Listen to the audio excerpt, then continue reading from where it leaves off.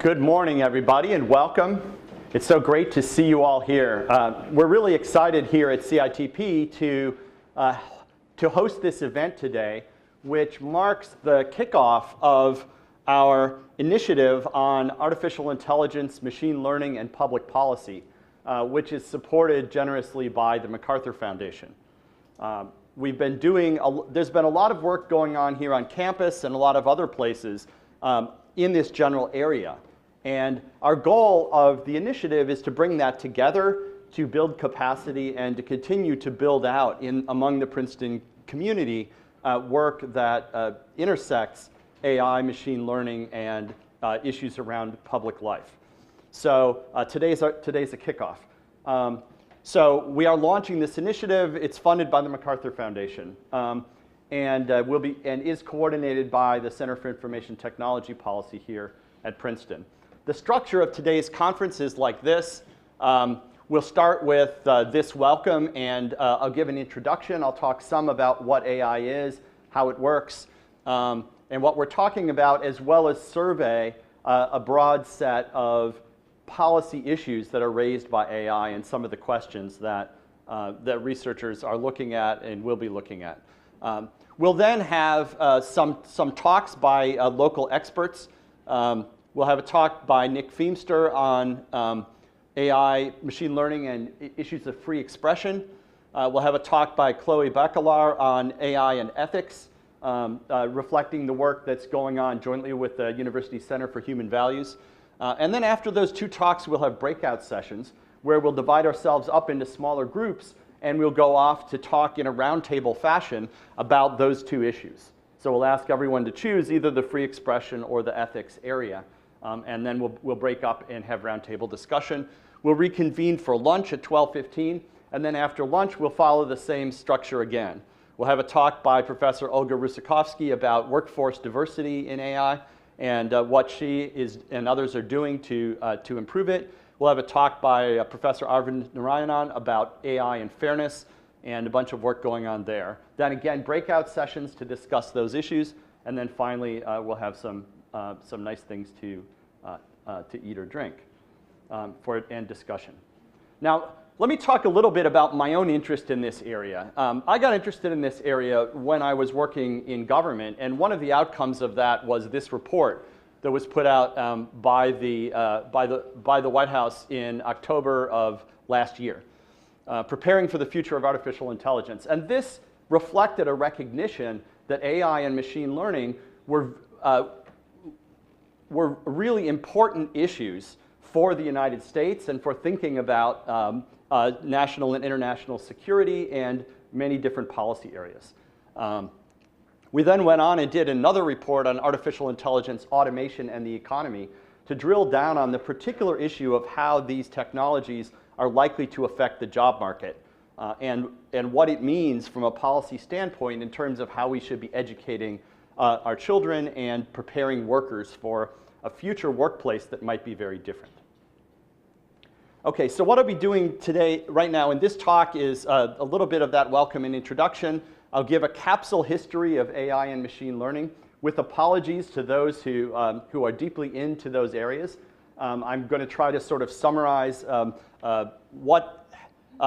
quickly what the history of the field is. I'll talk a little bit about at least my view of three lessons that we can learn from the history of AI and machine learning for how to think about, at a very high level, what the impact of AI and machine learning is likely to be on life. And then finally, I'll spend a bunch of time on the AI and machine learning policy landscape. I'll go through a series of different policy issues and policy interactions that the technology brings along. Okay, so first, let's talk about artificial intelligence. What is it? The interesting thing is that for a term that is so widely used, there's not actually a widely accepted definition of AI. And if you look at, say, the big public reports, the White House one, the one from the Stanford 100-Year AI Project, and so on, they all start by saying, well, there's not really a widely accepted definition. This definition, I think, is as good as any. It comes from John McCarthy back in the 50s, that AI is the science and engineering of making intelligent machines, especially intelligent software. So what this definition does is it sweeps all of the uncertainty in the definition of AI into the definition of intelligent. So what do we mean when we say intelligent? Well, we don't really know. That's actually what intelligence is and how it operates in the human brain is, of course, one of the great unanswered questions. But we do know two things about it, that people have it, and we think we know it when we see it. And that tends to be good enough. When people talk about AI, they often are thinking about a particular set of technologies, or sometimes in the public discourse, talk about AI is just a stand-in for talking about advanced technologies generally. So we're going to proceed like everybody else does without precisely defining AI except to say we know it when we see it. Okay, machine learning actually has a better, a more precise agreed upon definition. It's the idea of building a computer system that learns how to do something without being explicitly programmed. So rather than providing rules for how to solve a problem, rather than providing ideas about the structure of a problem or a data set, we ask a machine to look at or interact with a real-world situation and figure it out. And there's three main types of or areas of machine learning that I want to talk about. The first is what's called supervised learning. And there the idea is that you have a system that's given a set of example inputs, and each input is labeled with the correct answer. And the idea then is the machine is supposed to infer a rule that will be able to look at future inputs that it hasn't seen before and give back an accurate answer. So we might say, an example of that I'll show you in a minute might be something like handwriting recognition, where we'll show you a set of examples of messy handwritten digits. Each one is labeled with what is the correct reading of that digit, and the system is supposed to figure out how to learn to read handwriting that it hasn't seen before. That's supervised learning. Unsupervised learning, in that scenario, the system is given a set of data points. It's not told what right answers look like. And the goal is simply to find patterns, some kind of patterns or structure in the data. So this might mean something like clustering the data so you can divide the data items into samples that are similar to each other. Or finding a lower dimensional representation to say, well, this is very complicated data, but we could describe most of it in terms of the following three attributes, and so on. So that's unsupervised learning, finding structure or patterns in data. And then finally, reinforcement learning. The idea here is that a system is given a set of controls, and it's let loose in some kind of a real or simulated environment. And it's given a set of controls, and the environment gives positive or negative feedback as to how well the system is doing. And the system is supposed to figure out how to perform well. So you can imagine, for example, a system that drives a car around in a simulated world, and it's supposed to avoid crashes. And the system is told when it has crashed. And it tries to figure out how to behave in such a way that it won't crash. That would be a terrible idea on the real roads, but in a simulated world or in settings where the stakes are low, this is also a thing that you'll do. So these are different flavors of machine learning, and they give you an idea of the sorts of things that machine learning is trying to do. Nowadays, machine learning is the area or the tool within AI that's getting the most attention, and to a large extent that's because there's been so much progress in machine learning in recent years. I'll talk about that in a little while. So here's a simple example of machine learning. This is a supervised learning example of handwriting recognition. So you might be given a training set, which is a set of data items like this. These are digitized versions of handwritten digits, and each digit is labeled with what the correct reading of that particular little image is. You then have a trained system, that is, you have some kind of a mathematical or computational structure here. In this case, this is depicted as a neural net. That is an item, that is a situation where you have a bunch of these little units, which are sometimes called neurons, and each one is combining the results of ones in the previous layer, and ultimately to yield a bunch of outputs. And say Y3, the Y3 output might be something like the probability that we think this item is a 3.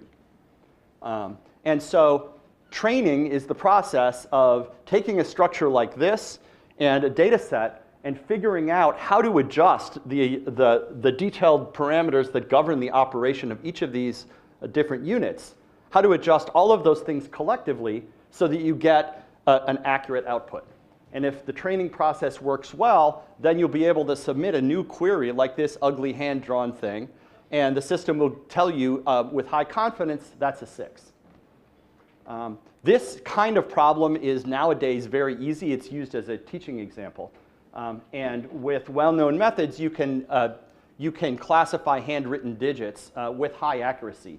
The errors that even student-level systems make on this sort of problem are really only on cases that are fundamentally ambiguous, where humans would disagree about how to read that digit. So this sort of thing is now pretty routine. Okay, so let me move on and give a quick capsule history of AI and machine learning, and really focused on kind of drawing out what are some of the fundamental ideas or the ways that that people in the field think about the topic. So I'll start kind of with what arguably might be thought of as the birth of the field, and this is a paper by McCulloch and Pitt from 1943. One of them a logician, the other one a mathematician, an engineer, and it's called The Logical Calculus of the Ideas Immanent in Nervous Activity. So the key idea in their work was that if you can create mathematical structures which are inspired by the structure of the brain, and when you do that, those structures are capable of doing complex logical reasoning. So in particular, they used a mathematical structure rather like this. You have a set of different inputs to a system. Each input is multiplied by a weight. You take the sum of those weighted inputs, and that then gets run through a threshold function that says if this sum is less than some threshold value, the output is 0, and if the sum is more than that threshold value, then the output is 1. So this is a simple unit.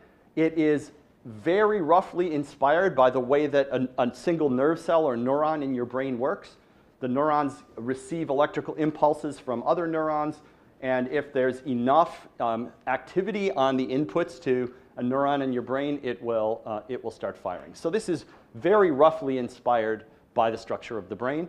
And they showed that if you build systems like this and you combine these units together, that you can do logical reasoning, that sort of ands, ors, nots, if-then kind of reasoning that, formal logic is capable of doing. So this, in a way, is arguably the birth of AI, and it introduced ideas that have been very persistent in machine learning. Okay, move forward next to 1950, to Alan Turing's famous paper where he introduces the Turing test. The paper starts with one of the best first sentences of any computer science paper. I propose to answer the question, can machines think? And the paper is really an exploration of that, both of what does that question even mean, and then later, then how would you tell? And then finally, Turing talks about what are the prospects for whether a machine could learn. And one of the key ideas there is what he called the imitation game, or nowadays we call the Turing test.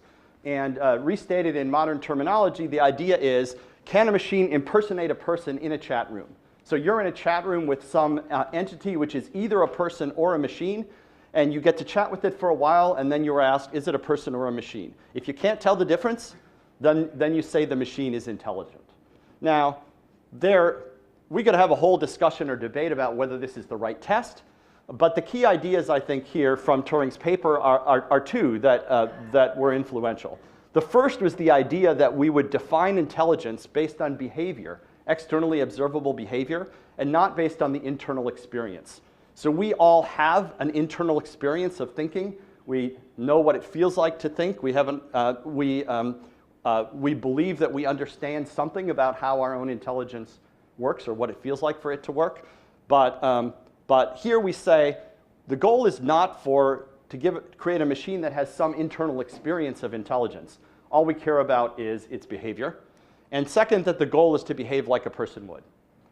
In practice, the Turing test has gone in interesting directions, and the best approaches for distinguishing a person from a computer in the Turing test are to try to elicit emotional reactions. That is, to insult it and see if it gets mad, for example, as opposed to asking it to do things that we think of as analytical intelligence. All right, move forward. The next sort of landmark I want to talk about in the history is happened in the summer of 1956, where a bunch of people who were interested in this general area all went off to Dartmouth for a few weeks. On the building in Dartmouth, there's now this plaque. It says, John McCarthy, Marvin Minsky, Nathaniel Rochester, and Claude Shannon conducted Dartmouth Summer Research Project on Artificial Intelligence. This, by the way, was the first use of the term artificial intelligence to describe the field. They wrote a joint paper sort of describing what the field of artificial intelligence would look like, and there's kind of a tone that we've almost got this solved, and we just need to, we're now just mopping up. That turned out to be wrong, and yet the birth of the field and sort of the understanding of the sorts of things that AI researchers would try to do, I think was really born here. This was the moment at which we can say there was an AI research community that was born. All right, let me now fast forward quickly, basically through the second half of the 20th century, and say there was slow but steady progress on working out the technical issues in AI. There were huge waves of optimism and pessimism. Some of the waves of pessimism were known as AI winters, where there was a almost complete lack of enthusiasm for the field and maybe in the field, and as well as funding completely drying up. The funding spigot was opened wide and then slammed closed several times as this happened. Now, these waves of optimism and pessimism and fluctuations in research funding, I think, were not really indicative of changes in the rate of progress in the underlying science and technology. I think there was more steady technical progress going on through all this time, and it was more mood swings than it was changes in the speed of progress in the field. But as you got to around 2000, a bunch of really big grand challenges remained in AI, things that we would have said are not close to being addressed well. So these are things like interpreting complex inputs, things like image recognition and speech recognition, natural language technologies like translating a text between different languages or automatically summarizing a big text and writing an abstract or summary, playing complex strategic games like Go, probably the most difficult complete information tabletop game. Think of it like chess, but much harder, as well as poker, a game that involves strategy and deception and incomplete information. Safety critical control tasks like driving a car. These things all seemed really, really hard and sort of off in the distance as you got to about 2000. But that changed. There's a sense that there's been a sudden acceleration of the field starting maybe around 2010 and up to now. A surge of progress that has led to performance better than human on some of these grand challenges. So why did this happen? I think it's been driven by a combination of three things. One is the availability of bigger data sets. Data is the raw material that machine learning systems consume or use. So bigger data sets, better algorithms for extracting patterns or learning rules from those data sets, and bigger, faster computers on which to run those algorithms, on which to process the data. There's a kind of synergy among these three factors that seems to have led to a lot of progress in machine learning. We also see big tech companies investing very heavily in AI.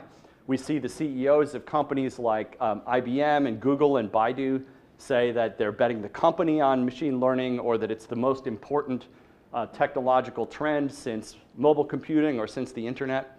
Also, a lot of popular interest in AI. You see a lot of talk about artificial intelligence and robots. You see movies about intelligent machines suddenly popping up all over the place. So lots of interest in the field. So that kind of brings us up to where we are in the present. It's this surge of interest, investment, and attention that has, as well as the increasing realization that all of this has a potentially big impact on policy, that's been driving the interest in AI. All right, so some quick lessons from the history of AI and machine learning. And these are just sort of my quirky view about ways of thinking about the area for those who aren't intimately familiar with it. The first thing is that in practice, AI is not a single thing.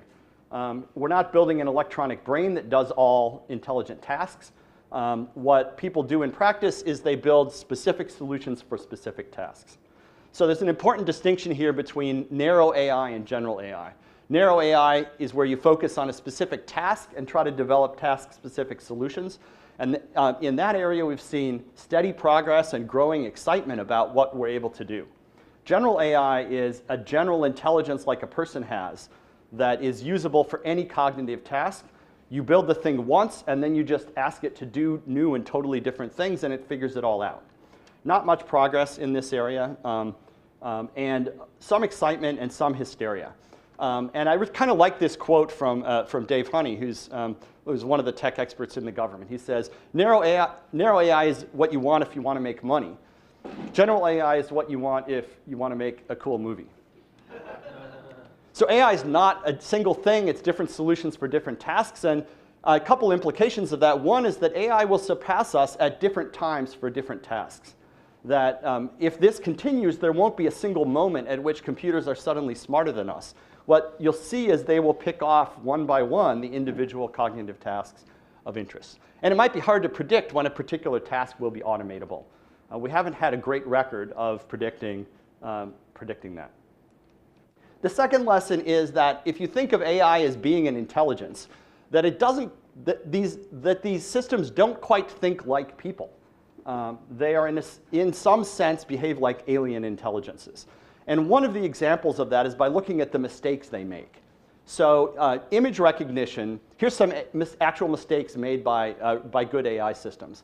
An image recognition algorithm classified this as a picture of an Indian elephant. It classified this as a picture of an assault rifle. Those are not mistakes that people would make. Even more interesting, a facial recognition algorithm recognizes this guy at the top as being this picture as being a picture of that famous actress. Why? Right? They don't look like each other. But notice the guy is wearing those weird glasses. Those glasses are more or less a mask that is very carefully engineered to trick the facial recognition system into recognizing his image as her.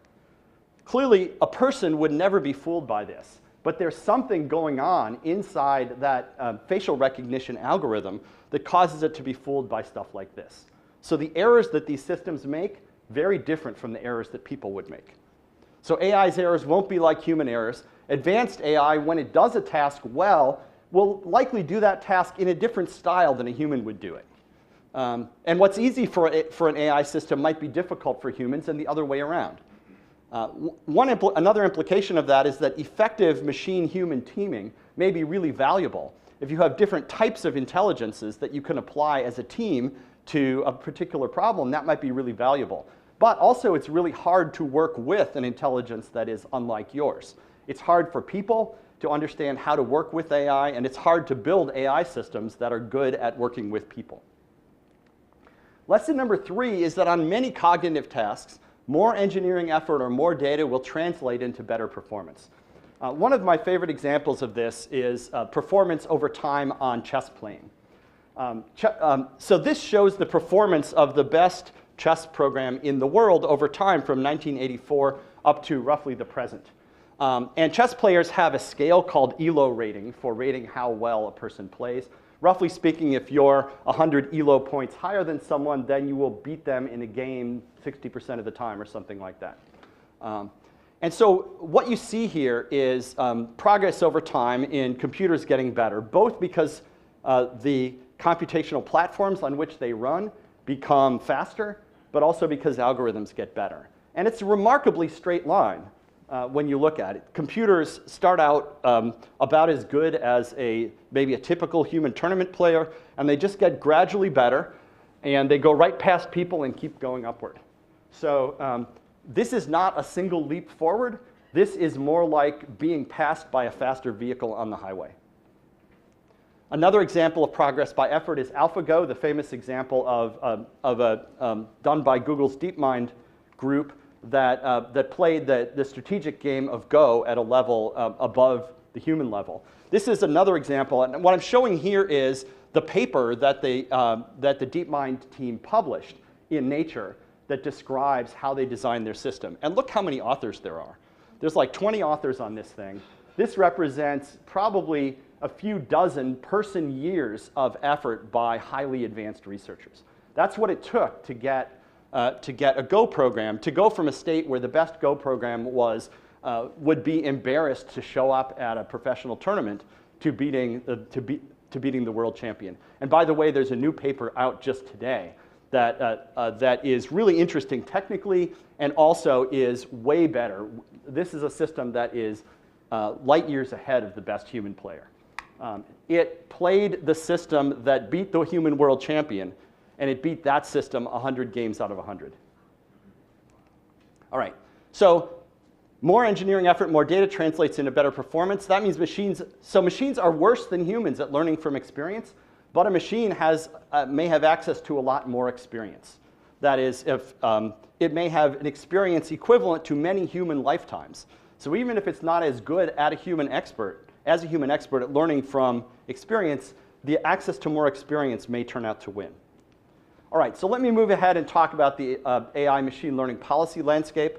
First, let me talk about the 4 topics which we will have longer and more detailed talks about as the day goes on. We'll have a talk from Nick Feimster at 10:45 on AI and free expression. The idea here is that companies are using AI and machine learning to filter content, block unwanted messages, cancel accounts for misbehavior, and so on. Governments are calling on companies to do this more. So what are the implications of this for free expression and civil rights? Nick will talk about that.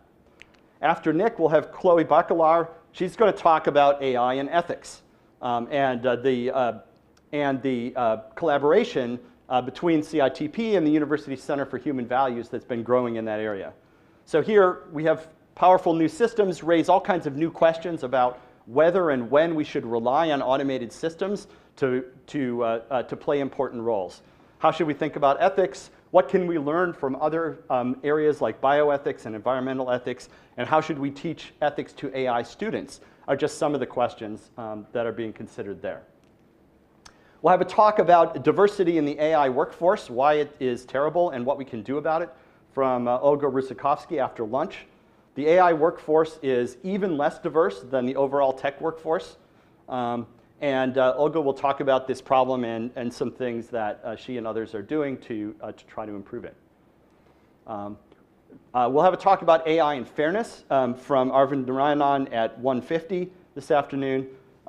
The policy issue here is that AI and ML systems are being used increasingly to make consequential decisions about people, about access to credit, access to commercial situations, and we're moving toward decisions about, and even decisions actually about things like parole and criminal sentencing.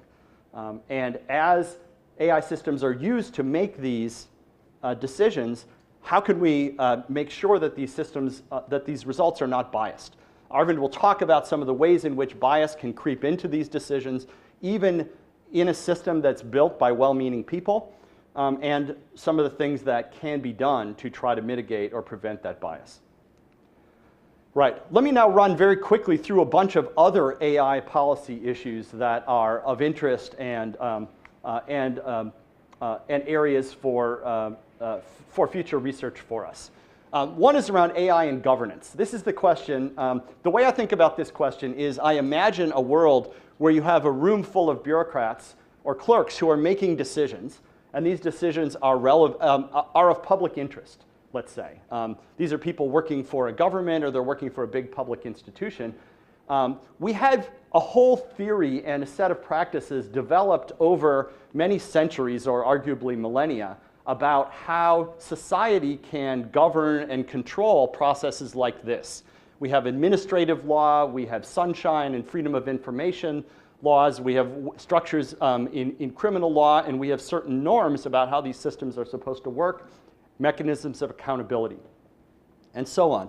And those mechanisms work sometimes, other times they don't, but at least we've thought carefully and have a lot of experience in trying to build them. Now, what if we replace this room full of people with a data center, and all of this is done by algorithms? How can we make sure that we can get the same degree of governability so that society or the political system can understand what's happening, can hold these systems accountable, and can drive changes when changes need to be made? We don't really have a very good theory to match what has developed in governing bureaucracies. Another really important issue is AI, automation, and the economy. This is the question, or as some people would put it, are robots going to take all of our jobs? Now, automation has been going on in the economy for a long time. Here is some data over the last about almost 70 years. This graph shows labor force participation by adults. So this is what fraction of adults are working full-time or roughly full-time. The blue line is men, the red line is women, and it goes from post-World War II up to the present. And what we see in this graph is a couple of things. First, we see for men a long-term decrease from about 87% labor force participation in the late 40s up to just below 70% now. That is a lot of adult men leaving the labor force. And if you dig down into the details, this is not caused by retirement. It's not caused by men who leave the labor force when their female partner goes into the labor force. It's not caused by people who get rich and retire when they're 40. Causes like that really don't explain it. There's something more systematic going on, which has led to this very steady long-term decrease in male labor force participation. If you look at women, what you see is basically, I think, two trends superimposed on each other. You see first a big increase in women's labor force participation from the late 40s up until about 2000. And I think we all know what the cause of that was. This was major changes in society that have brought a lot of women into the workforce, of course, to the huge benefit of society. But we also see that from about 2000 on, that the line for women's labor force participation starts to go down and parallel the men's participation rate in going downward. And so I think a reasonable hypothesis to explain this is you have this one-time influx of women into the labor force happening over about a half century here, superimposed on a long-term decline in everyone's participation. And this is a worrisome trend. Fewer people participating in the workforce means fewer people creating things. It means less wealth being generated. And it means people who lack the structure that work brings to life.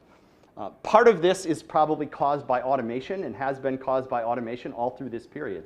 But if automation were to accelerate now, perhaps it would make this trend even worse. And there's a set of other trends like this, if you look at things like median wages, for example, that are pretty worrisome and show that there may be already significant downward pressure on wages for especially low-wage workers and labor force participation driven by automation. There have been a few studies that have been done to try to predict what the impact of AI-driven automation will be on jobs over the coming years. And I want to show you a couple graphs that emerge from that. This graph came from the Council of Economic Advisors based on a study by Fry and Osborne. And this looks at what is the probability that a job will be affected by automation, not eliminated, but affected by automation over the next, say, couple decades as a function of what is the wage level of that job. So jobs that pay less than $20, according to this data set, 83% of those are impacted. $20 to $40, 31%, more than $40, 4%. If this is right, and there's reasons to take this data with a huge grain of salt, but if this is right, this says that automation may significantly put significant downward pressure on low-wage jobs and thereby make income inequality potentially much worse. Over here on the left, we see this is an OECD study that's based on different underlying data set. And here they look at the share of jobs that might be highly automatable as a function of how much education is required for that job. So less than high school, 44%. If you get up to a bachelor's degree, 1%. Graduate degree, 0%. So stay in school, kids. Now, this again should be taken with a grain of salt, and we need to bear in mind that the people with graduate degrees who made this data felt that jobs like theirs were not automatable, and jobs that, unlike theirs, probably were automatable. Nonetheless, there are worrisome trends here, and I think that if I were a betting person, I would bet that automation will push us toward higher income inequality as we go into the future. So one more note about that is that there's a bunch of different efforts going on to try to address this issue, and one of them is the Rework America task force that Professor Alan Kruger in the economics department and I are participating in. AI and privacy, just very quickly, machine learning does two things really that are relevant for privacy. It drives demand for data collection. If machine learning lets people get more value out of data, it makes that data more valuable. It creates a demand for the collection of more data. It also allows more to be inferred about people from the same data set. And these two things together drive a kind of cycle of data collection and data analysis that tends to erode privacy. So all of this raises the stakes on an already, I think, high stakes policy area of data privacy. AI and cybersecurity. Cybersecurity is another big tech policy area, and AI and machine learning are likely to have a significant impact there. Both cyber attack and cyber defense can be automated. And we're moving toward a world where attack and defense are more likely to operate at machine speed, so that only machines will be able to keep up with a lot of what's going on. And I have a logo here from the DARPA Cyber Grand Challenge. If you're into this stuff, this was a big competition that DARPA, the Defense Department's research agency, ran finishing about a year ago, in which people were challenged to make fully automated agents that could do cyber defense. And it's pretty remarkable what was able to happen. National security. One of the big trends, there's a strong technological push here toward the development of military systems and weapons systems that are more highly automated. So that means drones. The military drones that are used today by the US military and others are not automated in this sense. They're remote controlled. There is a person who is driving. There's a person who pushes the button to shoot at something. But those functions will be automatable going forward, and there will be a sort of military technological logic that pushes systems toward becoming more autonomous. And that raises a lot of really difficult and scary questions about that invites us to that we need to be thinking about how to think about the possibility of delegating to a machine the decision to kill someone, and how we need to think about defending ourselves against highly autonomous weapon systems. This is an area where there's significant work going on in the US government, and I think being done in a responsible way at present, but there's a lot that needs to be done. And finally, I want to talk a little bit about long-term risks. This is the idea that some famous smart people like Bill Gates and Stephen Hawking and Elon Musk and others have put forward, that in the long run, highly intelligent machines may pose an existential risk to humanity. And the argument for this is pretty simple, that if we create a thing that is much smarter than us, and that thing doesn't share our values, that it is very likely to behave in a way which will damage us. You can think about the analogy, for example, to gorillas, creatures which are quite intelligent, but not as intelligent as us. And so people behaving in a way that did not share the values of gorillas, or did not seek the well-being of gorillas, behaved in a way that almost exterminated gorillas from the earth. And they're still in tough shape. It's not that we set out to eliminate them, it's just that we behaved to advance our own interests. And so if we were to create a thing that is to us as we are to gorillas, and this thing doesn't care or doesn't understand how to advance our interests and our values, then we might be in big, big trouble, and we could end up accidentally wiping ourselves out. So there are big, thick books about that by philosophers, science fiction, and so on, but some people argue this should be taken seriously. I think that's a longer discussion. I, for one, am skeptical about the worst case scenarios here, but I also think that the idea that we are creating very complex systems that are very hard to understand, very hard to govern, and that we need to be worrying and thinking about how to understand and govern those systems, that's very real. So I worry less about a long-run surprise attack from the robots and more about the sort of increasing encroachment of these systems into all aspects of our world and the challenges that we face now and will face increasingly going forward as we deal with this fundamental change in our relationship to technology. Okay, so that thus ends my introduction, and I'll pass on now to Nick Feimster, who will talk about AI and free expression.